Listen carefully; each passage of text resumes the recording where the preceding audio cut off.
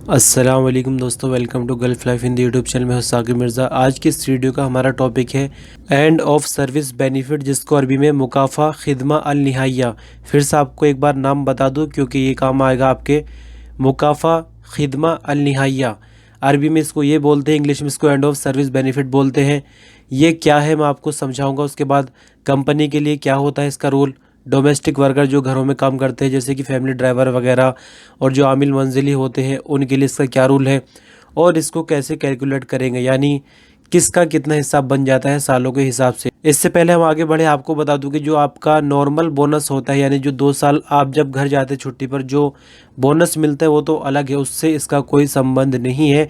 लेकिन जब आप फाइल एग्जिट पर जाएंगे यानी खुरूज निहाई पर जब जाते हैं, हम उस वाले बोनस की बात कर रहे हैं।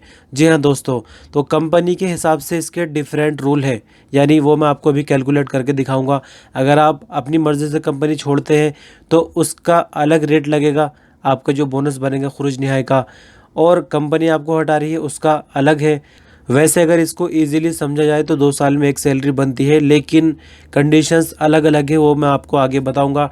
डोमेस्टिक वर्कर के लिए इसका क्या रूल है वो भी मैं आपको बताऊंगा। हालांकि यहाँ पर एक कन्फ्यूज़न ये है कि मैंने कुछ दिन पहले अपनी एक वीडियो में बताया था कि डोमेस्टिक वर्कर के लिए कोई रूल नहीं होता एंड ऑफ सर्विस बेनिफिट का, लेकिन अभी जो मैंने जानकारी निकाली है तो उसमें थोड़ी सी गुंजाइश निकल कर आई है, वो भी मैं आपको बताऊंगा, और इसको कैसे कैलकुलेट करते हैं। तो चलिए आगे बढ़ते हैं। देखिए, सबसे पहले मैं आपको यहाँ क्लियर कर दूं जो डोमेस्टिक वर्कर है उनके लिए क्या रूल है। तो ये देखिए, मिनिस्ट्री ऑफ लेबर की वेबसाइट पे हूँ, मैंने यहाँ पर जो कानून है डोमेस्टिक वर्कर के लिए वो मैंने पढ़े। तो इसमें बताया जा रहा है कि जो डोमेस्टिक वर्कर है उसको भी एंड ऑफ सर्विस बेनिफिट मिलेगा 1 महीने का, अगर वो 4 साल लगातार अपने कफील के साथ गुजारता है। तो ऐसा बहुत कम देखने को मिलेगा कोई बंदा लगातार 4 साल अपने कफील के पास गुजार दे, यानी घर बिल्कुल भी ना जाए और एक सैलरी के लिए वो बंदा रुका रहे। तो हम इसको फिलहाल ऐसा मान लेते हैं कि जो डोमेस्टिक वर्कर है उनके लिए कोई एंड ऑफ सर्विस बेनिफिट नहीं है। आगे चलते हैं। तो जैसे कि मैंने आपको बताया, कंपनी में काम करने वाले यानी पब्लिक सेक्टर या फिर प्राइवेट सेक्टर हो, सभी के लिए जो है एंड ऑफ सर्विस बेनिफिट मिलता है। कैटेगरी वाइज जो है बोनस में फ़र्क आता है। मैं आपको सारे ऑप्शन एक एक करके दिखाऊंगा, और जो कैलकुलेटर है एंड ऑफ सर्विस का, इसका लिंक मैं डिस्क्रिप्शन में दे दूंगा, पहले कमेंट में दे दूंगा, आप सीधे क्लिक करके देख सकते हैं। तो सबसे पहले टाइप ऑफ कॉन्टैक्ट, यानी आपका कॉन्टैक्ट किस टाइप का है कंपनी के साथ, फिक्स टाइम का है या अनलिमिटेड है। फिक्स टाइम बोले तो जैसे कोई 2 साल के लिए 1 साल के लिए इंडिया से लिखवा कर आता है कॉन्टैक्ट, उसके लिए पहला ऑप्शन है। मैं यहाँ पर अनलिमिटेड वाले पर ले लेता हूँ, अभी प्रोसेसिंग हो रही है।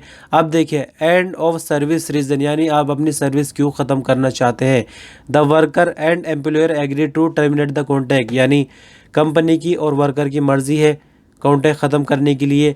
दूसरे ऑप्शन में बताया जा रहा है कि कंपनी वर्कर को हटाना चाहती है। और एक नीचे वाला ऑप्शन देखिए, सबसे नीचे, इसमें बताया जा रहा है कि वर्कर अगर खुद रिज़ाइन देना चाहता है। यहाँ मैं आपको लाइव करके दिखाऊंगा कि खुद रिज़ाइन देने में कितना फ़र्क है और कंपनी अगर हटा रही है तो कितना फ़र्क है। तो चलिए, मैंने यहाँ पर रिज़ाइन देने वाला चुन लिया है। सैलरी लिख देते हैं फ़िलहाल 1000 रियाल, और आपने कितने साल कंपनी के साथ काम किया है। 5 साल काम कर लिया है। महीने कितने हैं, 1 महीना है। दिन कितने हैं, 10 दिन है। 5 साल 1 महीना 10 दिन हो चुके हैं। अब देखिए बोनस कितना बनता है एंड ऑफ सर्विस का, 1740 रियाल 74 हलालाज। तो यहाँ पे मैं ऑप्शन लूँगा, कंपनी और वर्कर दोनों की मर्जी है सर्विस ख़त्म करने के लिए। तो आप देखिए यहाँ पे कितना फ़र्क पड़ जाएगा। 1740 रियाल है, 2611 रियाल हो चुके हैं। यानी यहाँ पर आप देखिए कितने कैटेगरी है, 1 2 3 4 5 6 7 8, 8 कैटेगरीज है। सब में थोड़ा बहुत डिफरेंस आपको देखने को मिलेगा, आप खुद कैलकुलेट करके देख सकते हैं। मैं इसका लिंक जो है डिस्क्रिप्शन में भी दे रहा हूँ, फर्स्ट कमेंट में भी दे रहा हूँ, और उम्मीद है कि आपको एंड ऑफ सर्विस बेनिफिट का पूरा मेथड जो है समझ में आ गया होगा।